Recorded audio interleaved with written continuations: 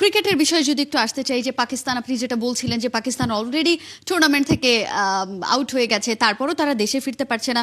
এখানে আসলে দেশে ফেরা বা এই যে প্রত্যেকটা দেখা যাচ্ছে বিমানবন্দর বন্ধ হয়ে যাচ্ছে, ফ্লাইটগুলো বাতিল হচ্ছে, সো এইটা আসলে ক্রিকেটারদের একটা লাইফ সিকিউরিটিরও তো একটা ব্যাপার থাকে যে কখন কোথায় কি হয় সেটা তো বলা যাচ্ছে না, যেহেতু একটা দেশের বা দুইটা দেশের মধ্যে যুদ্ধের প্রভাব আমরা যেটা শুরু থেকেই বলছি পুরো বিশ্বে পড়ে।